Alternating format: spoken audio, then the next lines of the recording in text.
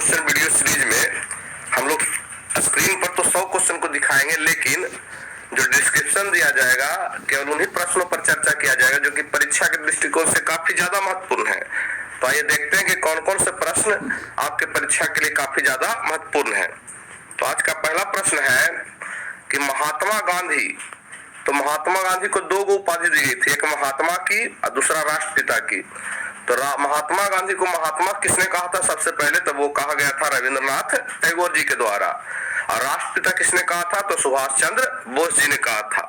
दूसरा देखते हैं कि रविंद्रनाथ टैगोर, तो रविंद्रनाथ टैगोर जी को गुरुदेव कहा जाता है।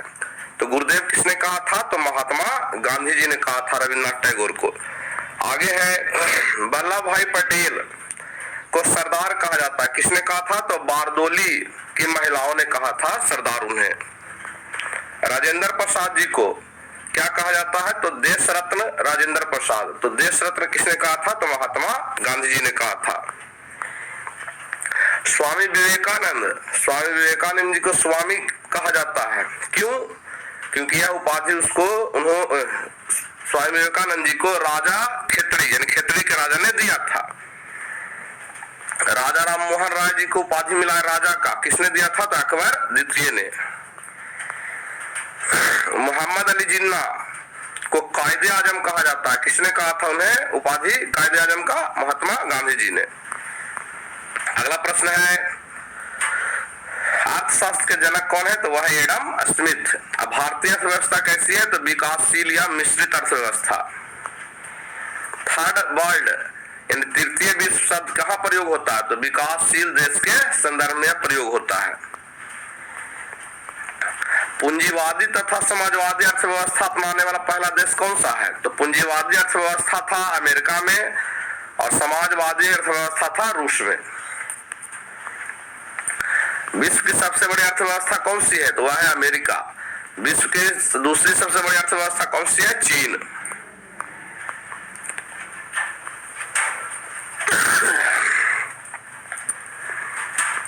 मिश्रित अर्थव्यवस्था को अपनाने वाला विश्व का पहला देश कौन सा था? फ्रांस। भारत में कैसी अर्थव्यवस्था है? मिश्रित अर्थव्यवस्था है। मिश्रित अर्थव्यवस्था का क्या अर्थ होता है? यह अर्थ होता है निजी और सार्वजनिक क्षेत्रों का सह अस्तित्व। मिश्रित अर्थव्यवस्था कब प्रारंभ की गई? 1948 ईस्वी में। अब सर्वप्रथम राष्ट्रीय आय का आकलन किसने किया था? तो वो के थे दादा भाई नौरोजी जी ने। कब? 1868 ईस्वी में। इन्हें ओल्ड मैन ऑफ इंडिया के नाम से भी जाना जाता है। राष्ट्रीय आय समिति का गठन कब हुआ था? तो अगस्त 1949 ईस्वी में। राष्ट्रीय आय समिति ने पहली रिपोर्ट कब पेश की थी? तो 1951 ईस्वी में। अब देख लेते हैं भारतीय राष्ट्रीय कांग्रेस से संबंधित वो महत्वपूर्ण प्रश्न जो कि आपकी परीक्षा में हूबहू देखने के लिए मिलेंगे। तो सबसे पहले जानते हैं कि भारतीय राष्ट्रीय कांग्रेस की स्थापना कब हुई थी? तो वह हुआ था 28 दिसंबर 1850 ईस्वी को। कहां पर स्थापना हुआ था? तो यह स्थापना हुआ था बंबई में गोकुल तेजपाल संस्कृत कॉलेज भवन में। उस समय जिस समय स्थापना हो रही थी कांग्रेस की, उस समय गवर्नर कौन थे? तो वो थे लॉर्ड डफरिन। लॉर्ड डफरिन के शासनकाल में भारतीय राष्ट्रीय कांग्रेस की स्थापना 1885 ईस्वी में बंबई में हुई थी। भारतीय राष्ट्रीय कांग्रेस का नाम किसने दिया? ये दिया था दादा भाई नौरोजी ने। आगे संस्थापक, भारतीय राष्ट्रीय कांग्रेस के संस्थापक कौन थे? तो वो थे ए.ओ. ह्यूम। प्रथम अध्यक्ष यानी भारतीय राष्ट्रीय कांग्रेस के प्रथम अध्यक्ष किन्हें बनाया गया? तो वह बनाया गया व्योमेश चंद्र बनर्जी। प्रथम महिला अध्यक्ष कौन बने भारतीय राष्ट्रीय कांग्रेस के? तो वह बने थे श्रीमती एनी बेसेंट। भारतीय महिला अध्यक्ष यानी प्रथम महिला अध्यक्ष थी श्रीमती एनी बेसेंट, लेकिन प्रथम भारतीय महिला अध्यक्ष कांग्रेस की बनी थी श्रीमती सरोजनी नायडू। प्रथम मुस्लिम अध्यक्ष कौन बने थे? तो प्रथम मुस्लिम अध्यक्ष बने थे बदरुद्दीन तैयब जी। प्रथम गैर हिंदू अध्यक्ष वह बने थे दादा भाई नौरोजी, जो कि हिंदू नहीं थे। अगला है प्रथम अंग्रेज अध्यक्ष कौन बने थे? तो जो प्रथम अंग्रेज अध्यक्ष थे कांग्रेस के वह थे जॉर्ज यूले। गांधी जी ने कांग्रेस की किस अधिवेशन की अध्यक्षता की थी? तो वह क्या था? 1924 ईस्वी वाली बेलगांव अधिवेशन की। सुभाष चंद्र बोस ने किस कांग्रेस अधिवेशन की अध्यक्षता की थी? तो वह 1938 ईस्वी में होने वाली हरिपुरा अधिवेशन की। कांग्रेस में प्रथम फूट कब पड़ी? तो नरम और गरम दल में कांग्रेस का विभाजन 1907 ईस्वी में सूरत के अधिवेशन में हुआ था, जिसकी अध्यक्षता रास बिहारी बोस ने की थी। जब फूट हो गया तो उसका पुनर्मिलन कब हुआ? तो वह हुआ था 1916 के लखनऊ अधिवेशन में। स्वतंत्रता के समय 1947 के समय जो अध्यक्ष थे वो कौन थे कांग्रेस के? भारतीय राष्ट्रीय कांग्रेस के अध्यक्ष थे जेबी कृपलानी। सबसे कम उम्र के अध्यक्ष कौन बनाए गए भारतीय राष्ट्रीय कांग्रेस के? तो भारतीय राष्ट्रीय कांग्रेस के सबसे कम उम्र के अध्यक्ष अबुल कलाम आजाद बनाए गए थे। कौन सा अधिवेशन गांव में हुआ था पहली बार? तो पहली बार हुआ था फैजपुर अधिवेशन 1937 में, जो गांव में हुआ था भारतीय राष्ट्रीय कांग्रेस का अधिवेशन। स्वराज शब्द का प्रथम प्रयोग भारतीय राष्ट्रीय कांग्रेस के किस अधिवेशन में हुआ था? तो वह हुआ था कलकत्ता अधिवेशन 1906 ईस्वी में। पूर्ण स्वराज की मांग कब की गई थी? तो यह लाहौर अधिवेशन 1929, जिसकी अध्यक्षता जवाहरलाल नेहरू जी ने किया था। किस कांग्रेस अधिवेशन में राष्ट्रीय ध्वज का ध्वजारोहण हुआ था? तो 1921 अहमदाबाद अधिवेशन। यूएनओ यानी राष्ट्र united nation organisation, full form हुआ संयुक्त राष्ट्र संघ। तो संयुक्त राष्ट्र संघ दिवस कब मनाया जाता है? तो वह मनाया जाता है 24 अक्टूबर को। क्यों? क्योंकि 24 अक्टूबर 1945 की इसकी स्थापना हुई थी। संयुक्त राष्ट्र संघ में हिंदी में भाषण देने वाले प्रथम भारतीय व्यक्ति कौन थे? तो वो थे हमारे अटल बिहारी वाजपेयी जी। संयुक्त राष्ट्र संघ की स्थापना किस वर्ष हुई थी? तो 1945 ईस्वी में। संयुक्त राष्ट्र संघ का मुख्यालय कहाँ है? तो वह है न्यूयॉर्क में। संयुक्त राष्ट्र संघ के वर्तमान महासचिव कौन है? तो एंटोनियो गुटेरस। वर्तमान में संयुक्त राष्ट्र संघ के सदस्य कितने हैं? तो वह 193 सदस्य देश है उसके। हाल ही में लैंगिक समानता, महिला सशक्तिकरण के लिए संयुक्त राष्ट्र संघ के तहत एक नए निकाय का गठन किया गया है। उसका नाम रखा गया यूएन वोमेन। भारत यूएनओ का सदस्य किस वर्ष से है? तो 1945 यानी स्थापना से ही। कौन से दो देश यूएनओ के सदस्यता नहीं है? तो वेटिकन सिटी और ताइवान के पास।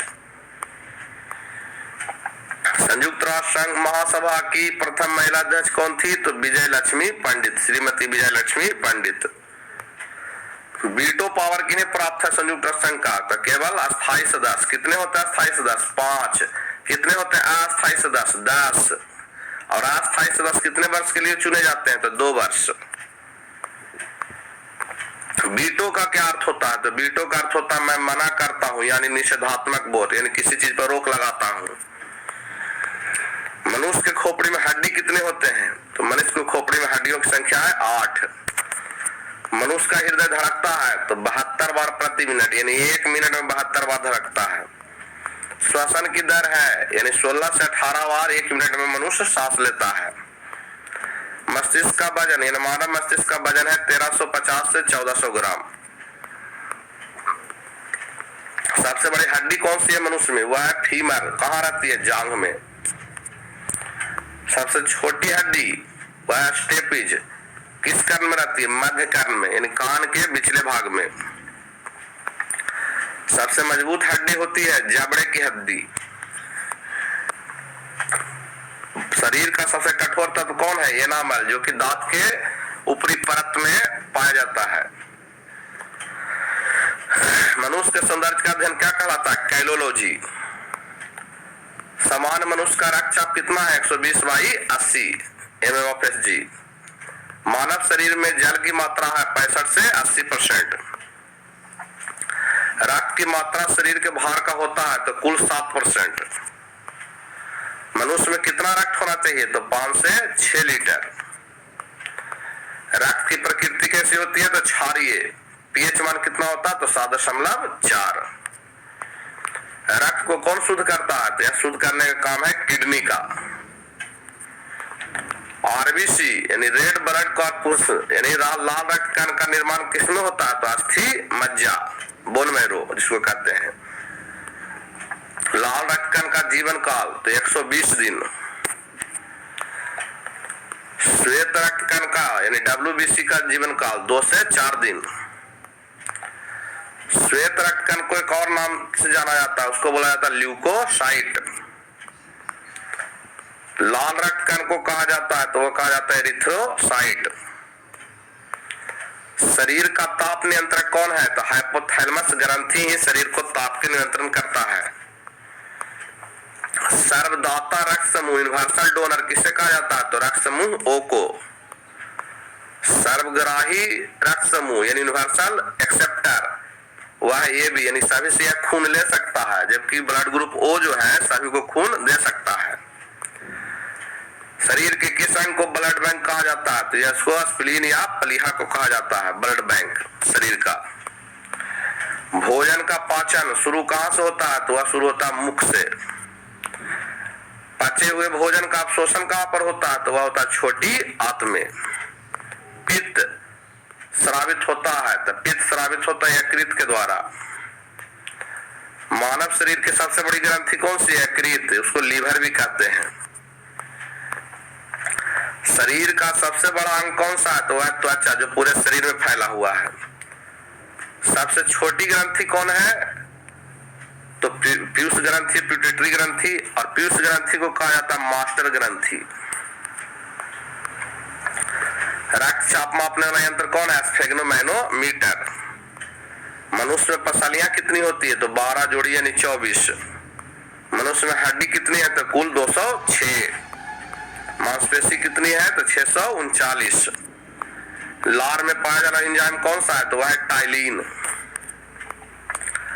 लिंग निर्धारण होता है तो पुरुष के क्रोमोसोम पर। मनुष्य के हृदय में कितने कोष्ठ होते हैं तो 4 कोष्ठ होते हैं। मनुष्य के शरीर में गुणसूत्रों की संख्या कितनी है तो वह है 46। शरीर की सबसे बड़ी कोशिका कौन सी है तो तंत्रिका तंत्र। RH फैक्टर को किसने खोजा था तो लैंडस्टीनर और बीनर ने। शरीर में अमीनो अम्ल की संख्या कितनी है तो वह है 20। शरीर में प्रतिदिन कितना मूत्र बनता है तो 1.5 से 2 लीटर। मूत्र में दुर्गंध का कारण क्या है तो वो यूरिया है। मानव मूत्र का पीएच मान क्या है तो वह 6। विटामिन ए संचित रहता है तो यकृत में लीवर में। शरीर का समान तापक्रम होता है तो 98.6 डिग्री फ़ारेनहाइट, 37 डिग्री सेंटीग्रेड या 310 केल्विन। टिबिया नामक हड्डी कहाँ होती है तो पैर में। शरीर में ऊतक का निर्माण किससे होता है तो वो होता है प्रोटीन से। अब मस्तिष्क का सबसे बड़ा भाग क्या कहलाता है तो परामस्तिष्क का सेरेब्रम। और दांतों और हड्डियों की संरचना के लिए आवश्यक तत्व कौन से है तो कैल्शियम और फास्फोरस। तो आप बने रहे हमारे चैनल पर, मिलते हैं अगले वीडियो में। तब तक के लिए जय हिंद जय भारत।